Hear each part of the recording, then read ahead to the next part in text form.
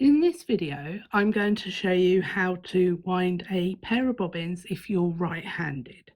So I've got my thread and I've got my two bobbins here. So I'm just going to wind off a little bit, and I'm taking one of my bobbins and I'm going to hold the bobbin in my left hand and the thread in my right hand. And I'm going to lay my thread across this part of the bobbin. I'm then going to put a couple of twists on so that my thread is secure, and then transfer my bobbin to my right hand and then wind my bobbin away from me. So it starts winding your thread on. Now, if you wind like this, it puts less stress on your thread. The other way some people wind is like this. Now, this actually puts a lot of stress on your thread, and it also puts extra twists into your thread, which you don't want. So I've wound on as much thread as I want onto my bobbin, and I'm going to now pop my bobbin into my left hand. And with my right hand, I'm going to use my middle finger to go underneath my thread, pull it around towards me to create a loop. So you create a loop and the end that's attached to your thread reel is on top. So I'm going under the thread, pulling it towards me, and then I'm just going to slide that loop over my bobbin, and it creates your half hitch. So let me show you that again. So I go under the bobbin with I tend to use my middle finger. It doesn't matter if you use your pointy finger.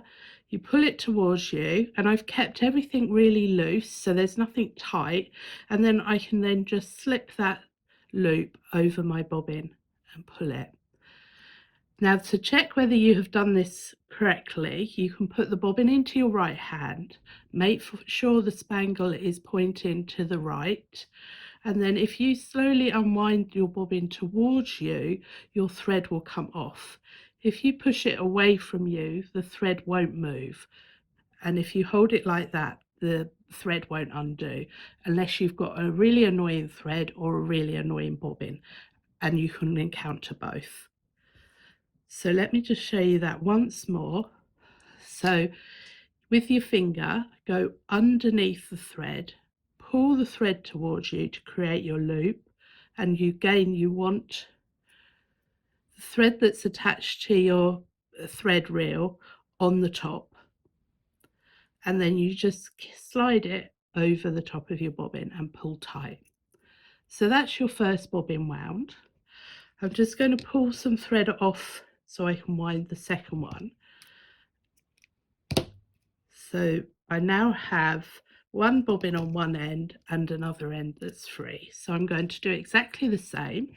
I'm going to hold my bobbin in my left hand, thread in my right, lay it along my bobbin, wind it round a couple of times to secure it, transfer my bobbin over into my right hand, and then twist the bobbin away from me so it winds the thread onto your bobbin.